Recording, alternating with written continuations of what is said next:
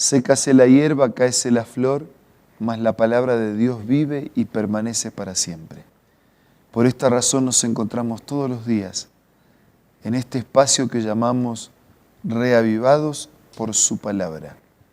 Una cita diaria con Dios y con su mensaje de amor para cada uno de sus hijos. Hoy iniciamos la lectura reflexiva del libro de Éxodo. Pero antes pedimos la bendición de Dios. Padre nuestro que estás en los cielos, pedimos por favor la presencia de tu Espíritu para que podamos ser guiados por tu gracia al leer, al meditar y al aplicar tu mensaje a nuestra vida. Lo pedimos, lo agradecemos en el nombre de Jesús. Amén.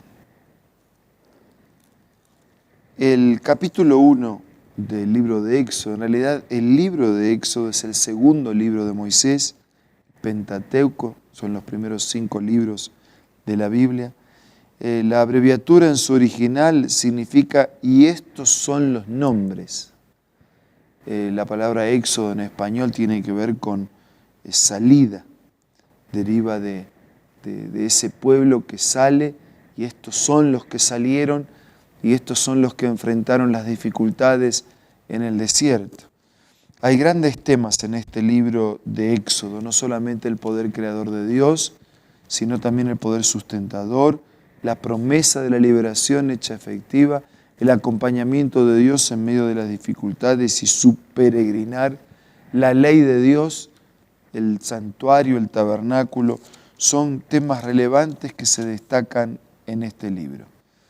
Este libro tiene varias secciones y la primera sección es Israel en Egipto y abarca desde el capítulo 1 hasta el capítulo 12. Así que ahora vamos a detenernos en el primer capítulo. Dice, estos son los nombres, así comienza el libro. Estos son los nombres de los hijos de Israel que entraron en Egipto con Jacob, cada uno con su familia. Y entonces habla de las tribus de los hijos, Rubén, Simeón, Leví, Judá, Isaacar, Zabulón, Benjamín, Dan, Neftalí, Gad, Aser. Todas las personas de la descendencia de Jacob fueron 70. José ya estaba en Egipto. El versículo 6 dice que murieron José, todos sus hermanos y toda aquella generación. Pero los hijos de Israel fructificaron y se multiplicaron, llegaron a ser numerosos, fuertes en extremos, y se llenó de ellos la tierra. Así que la promesa de Dios se cumplió al multiplicarlos, al bendecirlos para que fructifiquen, al llegar a ser numerosos y fuertes. Pero entre tanto, dice versículo 8, se levantó en Egipto otro faraón que no conocía a José y le dijo a su pueblo, mirad, el pueblo de los hijos de Israel es más numeroso, más fuerte que nosotros. Ahora pues seamos sabios para con él, para que no se multiplique y acontezca que en caso de guerra, él también se una a nuestros enemigos para pelear contra nosotros y se vaya de esta tierra. Así que ese nuevo faraón era preocupado que ese pueblo de Israel, que se estaba haciendo cada vez más grande y más grande, en algún conflicto bélico con vecinos, se pusiera de parte de vecinos, en lugar de ponerse de parte de Egipto. Entonces pusieron sobre ellos comisarios de tributos para que los oprimieran en sus cargas. O sea, vino primero la opresión impositiva. Dice que así edificaron para el faraón las ciudades de almacenaje, Pitón y Ramesés. Pero cuanto más los oprimían, tanto más se multiplicaban y crecían, de manera que los egipcios temían a los hijos de Israel.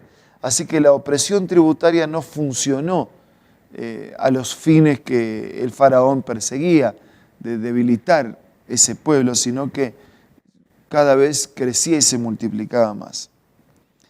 Dice versículo 13, los egipcios hicieron servir a los hijos de Israel con dureza y amargaron su vida con dura servidumbre en la fabricación de barro y ladrillo, con toda labor de campo y en todo su servicio, al cual los obligaban con rigor. Así que una opresión tributaria y, en segundo lugar, un riguroso trabajo en la preparación de los ladrillos, estaban casi todo el día entre el barro y el agua. Versículo 15, también habló el rey de Egipto a las parteras de las hebreas, una de las cuales se llamaba Cifra y la otra Fúa, y les dijo: cuando asistáis a las hebreas en sus partos, observar el sexo. Si son varones, los matan, y si es hija, dejadla vivir. Miren las herramientas, ¿no?, malignas. Primero la opresión tributaria excesiva, después el trabajo duro y riguroso excesivo, y después, así directo, ¿no?, a las parteras, bueno, cuando nacen, si son varones, los matan. Solo dejen vivir a las mujeres. Versículo 17, pero dice que las parteras, más que temer al faraón, temían a Dios. Y no hicieron como les mandó el rey de Egipto, sino que preservaron la vida de los niños. Entonces el rey de Egipto hizo llamar a las parteras y le dijo: ¿por qué habéis hecho esto? ¿Por qué habéis preservado la vida a los niños? Y las parteras respondieron al faraón: porque las mujeres hebreas no son como las egipcias, son robustas y dan a luz antes que llegue la partera. Son tan fuertes, tan sanas, se ve que tienen una bendición especial, que cuando llegamos ya dieron a luz. El versículo 20 explica, dice que Dios favoreció a las parteras, que el pueblo se multiplicó, se fortaleció, y por haber las parteras temido, respetado a Dios, Él prosperó a sus familias. La bendición de Dios alcanzó también a las familias de aquellas parteras. Versículo 22, entonces el faraón dio a todo su pueblo esta orden: echad al río a todo hijo que nazca y preservad la vida a toda hija. La misma orden que antes le había dado a las parteras, ahora se la da a todo el pueblo. Cualquiera tenía la autoridad, el mandato y el encargo del faraón, que donde vean el nacimiento de un niño varón, lo maten, lo tiren al río. Era una manera de ir destruyendo aquel pueblo que cada vez se hacía más fuerte. Amigos, la bendición de Dios siempre trae prosperidad. Se puede pasar por angustias, por dificultades, de hecho las hay. Los que confían en Dios también tienen problemas, también enfrentan crisis, pero más tarde o más temprano la bendición de Dios de manera multiplicada llega a la vida de sus hijos. Este capítulo nos muestra que en Dios tenemos cuidado, somos cuidados, en Dios tenemos protección, en Dios tenemos conducción, en Dios tenemos liberación, en Dios tenemos promesas, en Dios tenemos prosperidad. Tal vez en este momento yo esté hablando para alguien que nada de esto acontece en la vida. Tal vez estoy hablando para alguien que dice: mi vida es todo un desierto, mi vida es todo un vacío, mi vida es todo un problema, mi vida es todo un conflicto. Y puede que sea así, porque en este mundo de pecado todo eso es natural. Pero si su vida está vacío, deje que Dios la llene. Si su vida es todo un conflicto, deje que Dios lo resuelva. Si su vida es todo un problema, deje que Dios lo transforme en una solución. Si su vida es toda una maldición, deje que por la gracia de Dios sea una bendición. Yo no conozco a todos, pero conozco al Dios de quien recibimos esta palabra. Sé de su amor, sé de su poder. Lo sé por el estudio de la Biblia, pero también lo sé por su cuidado personal que Él tiene conmigo y que tiene con todos. Y yo lo animo en este momento a confiar en ese Dios y a actuar confiando en ese Dios. Actúe y confíe, confíe y actúe. Espere todo de Dios, pero haga todo como si todo dependiera de usted. Ahora vamos a hablar con Dios a través de la oración.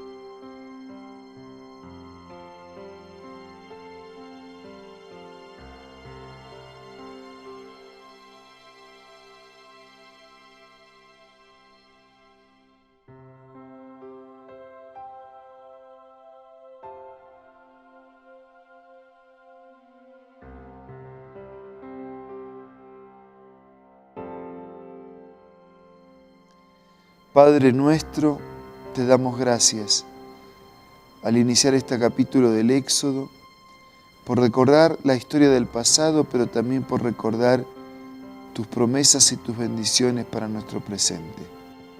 Señor, queremos confiar y actuar y confiar.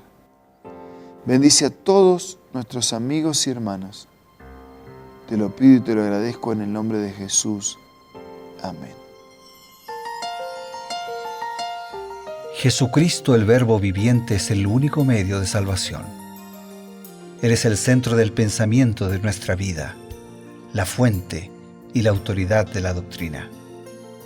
El principal propósito de la vida de Cristo fue la obediencia a los mandamientos, exaltando la ley de Dios como un reflejo de su carácter. El principal mensaje a ser predicado en el mundo, basado en Apocalipsis 14, está representado por 3 ángeles llevando el Evangelio eterno al mundo entero. Este mensaje se basa en los encantos inigualables de Cristo y declara que la hora del juicio ha llegado y llama a obedecer los mandamientos de Dios. Mediante su palabra, Dios ha comunicado a los hombres el conocimiento necesario para la salvación. Las Santas Escrituras deben ser aceptadas como dotadas de autoridad absoluta y como revelación infalible de su voluntad. Y aunque el canon de las Escrituras inspiradas está cerrado, el Espíritu Santo continúa iluminando, amonestando y confortando al pueblo de Dios a través del testimonio de Jesús, el Espíritu de profecía.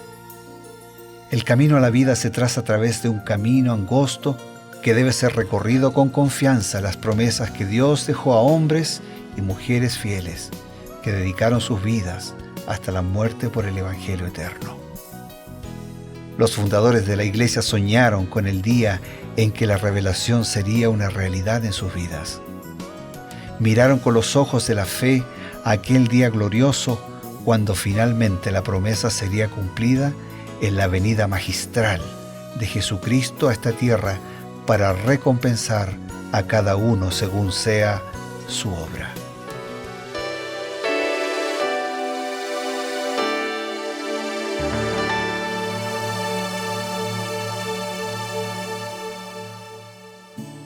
Mis queridos amigos de la Nuevo Tiempo, estamos en Reavivados por su palabra. Continuamos con este proyecto maravilloso de un recorrido a través de las Sagradas Escrituras, un capítulo por día. Pero además estamos añadiendo una profundización a través del estudio del espíritu de profecía que nos ayuda a entender y comprender mejor todo lo que es el mensaje del Creador.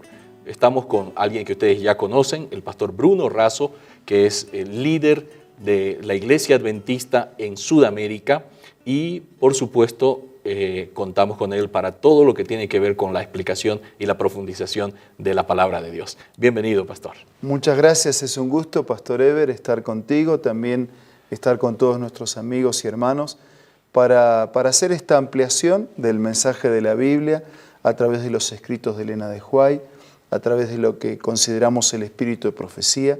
La misma Biblia dice que hay que creer en Dios para estar seguros y en sus profetas para ser prosperados. El mismo libro de Apocalipsis nos dice que en el tiempo final de la historia de la humanidad se manifestaría el don de profecía. Es decir, Dios concedería un mensaje especial para su pueblo, para sus hijos, no para reemplazar ni para contradecir las escrituras bíblicas, sino para ampliarlas, para profundizarlas, para ayudarnos en la aplicación y en la práctica de la misma. Como un telescopio, cuando yo coloco un telescopio mirando hacia el cielo, no se agregan estrellas. Los escritos del espíritu de profecía no agregan verdades, no agregan un contenido bíblico. Lo que hacen es tomar el mismo contenido y ampliarlo, clarificar, detallarlo. Así que tenemos una ayuda de parte de Dios para comprender mejor su palabra y, por supuesto, aplicarla a nuestra vida. Qué bueno, así que ahora tenemos un zoom telescópico para poder excavar a profundidad las verdades de la palabra de Dios. Así es. Qué bueno, estamos ahora en Éxodo capítulo 1 y allí es como una introducción a todo lo que tiene que ver con la formación del pueblo de Israel. Y empezamos justamente, ya José había dejado de ser el vicegobernante, ¿no? Era como faraón, pero en realidad Dios preservó a través de José este pueblo, ¿no? Pero había pasado. Y entonces dice la palabra de Dios que se levantó un nuevo rey en Egipto que no conocía a José. ¿Cómo explica la inspiración profética este hecho? ¿Podría explicarnos, por favor? En el libro Patriarcas y Profetas podemos leer lo siguiente. Pero con el correr del tiempo, el gran hombre a quien Egipto debía tanto y la generación bendecida por su obra descendieron al sepulcro, es decir, murieron. Y entonces levantóse entre tanto un nuevo rey sobre Egipto que no conocía a José, tal como está detallado en los primeros capítulos de Éxodo. No era que ignorase los servicios prestados por José a la nación, pero no quiso reconocerlos y hasta donde les fue posible trató de enterrarlos en el olvido. Qué interesante. Una manera de ser desagradecido con lo que habían, con las bendiciones recibidas, una manera también de marcar territorio, aquí mando yo, no necesito de nadie. Esa actitud siempre ha sido perjudicial a lo largo de todos los tiempos, porque todos nos necesitamos mutuamente unos de otros. Pero bueno, ese marcar territorio, esa soberbia, esa ingratitud, le llevó a olvidarse de quién era José, de lo que él había hecho también en favor de su pueblo. Esto parece una maniobra política, ¿no? Porque siempre había pensado que un hombre de la talla de José, que había hecho tanto beneficio por la nación egipcia, es como, a ver, si podríamos pensar en alguien prominente, digamos Abraham Lincoln, ¿no? Que es muy conocido, uno de los grandes presidentes de los Estados Unidos. Sería como decir, ¿no? No existió, ¿no? ¿Qué hizo? ¿No? José puede ser equiparado con los grandes líderes de la historia de la humanidad, así que sería imposible que no lo conociera. Pero claro, aquí está la explicación, ¿no? Era que realmente él quería ignorar, no quería reconocer, quería hasta donde fuera posible enterrar en el olvido. Porque en el fondo reconocer la actuación de José era reconocer la actuación de Dios. De Dios. Entonces, quien rechazaba a José estaba rechazando a Dios. Exactamente. Y bueno, realmente en el capítulo vemos que este rey que no quiso reconocer a José, que no conocía, entre comillas, a José, empezó a sentirse celoso por el pueblo de Israel porque estaba creciendo y empezó a inventar ciertas estrategias y añadió estratagemas para evitar que ellos crecieran, ¿no? Ordenar a las parteras que mataran a los niños varones, pero las parteras tuvieron temor de Dios y no lo hicieron, y entonces el faraón enojado autorizó a todo ciudadano de Egipto que matase a cualquier niño varón que naciese del pueblo de Israel. Ahora, ¿quién estaba detrás de este plan y cuáles eran sus objetivos? Muy bien. La declaración del espíritu de profecía, lo que escribió Elena de White por inspiración de Dios, en Patriarcas y Profetas dice así: el rey y sus consejeros habían esperado someter a los israelitas mediante trabajos arduos y de esa manera disminuir su número y sofocar su espíritu independiente. Cuando no pudieron con los trabajos difíciles, arduos, entonces la declaración continúa, siguiendo el relato bíblico, ¿no? Aquí lo que está haciendo es comentar Éxodo capítulo 1. Al fracasar en el logro de esos propósitos, usaron medidas mucho más crueles. Ahí es donde se ordenó a las mujeres cuya profesión les daba la oportunidad de hacerlo, que dieran muerte a los niños varones hebreos en el momento de nacer, como una acción disimulada, ¿no? Varones hebreos al nacer que mueran. En el fondo, detrás del trabajo arduo, detrás de los impuestos pesados, detrás de mandar a matar a los niños, en el fondo había un solo instigador. Satanás, el diablo, fue el instigador de este plan. Sabía que entre los israelitas había de levantarse un libertador y al inducir al rey a destruir a los niños varones, esperaba derrotar el propósito divino. Qué impactante. Esta escena se repite varias veces, también se repitió cuando Jesús nació. O sea, el enemigo sabe que es un enemigo derrotado y entonces usa su estrategia para impedir, para dilatar. En algún momento quiso vencer a Cristo, cuando su derrota quedó consumada, entonces él trabaja con los hijos de Dios para desanimar, para destruir, para apartarlos del camino señalado. Ahora, esta estrategia del faraón, que en realidad queda muy aclarado que había alguien detrás, ¿logró hacer algo en contra del pueblo de Dios? Es muy buena la pregunta, porque nadie puede contra Dios. Ahora, Dios a veces permite algunas situaciones que uno se pregunta y dice, ¿por qué podría haber sido mejor de otra manera? Y todo lo que Dios permite, lo permite con destino de eternidad. O sea, la soberanía de Dios está más allá, nada lo toma por sorpresa. Sin duda. O sea que su soberanía actúa más allá de la ilógica actuación del ser humano y más allá de la pecaminosa actuación. Entonces, Él a veces puede permitir que el pueblo incrédulo, dudoso, dé vueltas, pierda tiempo y llegue más tarde. Pero su propósito, utilizado y llevado a cabo con quienes permanecieron fieles de su parte, tarde o temprano se cumple. En realidad, ni tarde ni temprano, en el tiempo justo, en la voluntad de Dios. Qué bueno. Y este sería un mensaje importante para transmitir también a nuestros amigos que están con nosotros a través de la Nuevo Tiempo, ¿verdad? Sin duda, porque usted también debe tener preguntas y usted también debe enfrentar situaciones que no tienen explicación.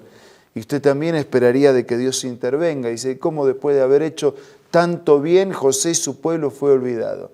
Si algunas dificultades usted está atravesando en la vida y Dios las está permitiendo con algún propósito.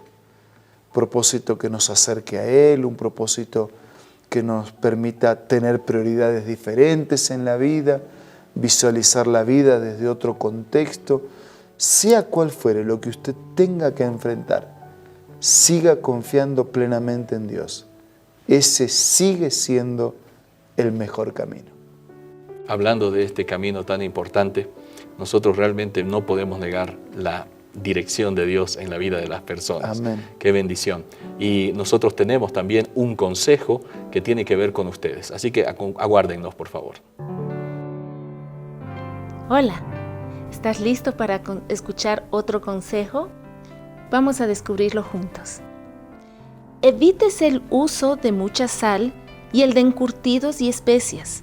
Consúmase mucha fruta y desaparecerá en gran parte la irritación que incita a beber mucho durante las comidas. Los alimentos deben ser preparados de modo que sean apetitosos y nutritivos. No debe despojárselos de lo que nuestro organismo necesita. Yo hago uso de un poco de sal y siempre lo he hecho, porque la sal, lejos de ser nociva, es indispensable para la sangre. ¿Qué tal? Consejos muy interesantes que usted puede encontrar en este hermoso libro escrito por Elena G. de White, Consejos sobre el régimen alimenticio. ¿Cómo conseguirlo? Fácil. Ingrese a www.aces.com.ar o visite una iglesia adventista del séptimo día que esté más próximo del lugar donde usted se encuentra. O también puede descargar el aplicativo de App Store o de Play Store para su dispositivo. Nos encontramos en el programa Reavivados por su Palabra, acompañando la lectura de las Sagradas Escrituras y también profundizando con creer en sus profetas. Pastor Bruno, un mensaje final y la bendición, por favor. Yo podría decir así de manera muy resumida, con Dios todo, sin Él nada. Así de simple, con Dios todo es posible, sin Él nada es posible. Confíe y actúe. Ahora vamos a orar. Señor y Padre que estás en los cielos, al iniciar estas reflexiones en el libro de Éxodo y ver tu presencia y tu bendición en la historia pasada, queremos traer ese mismo Dios a nuestra vida. para permitirte y para pedirte, para suplicarte que nos dirijas, que nos bendigas y que nos des un espíritu que marche en armonía con tu voluntad. Bendice a todos nuestros amigos y concédenos un día muy especial.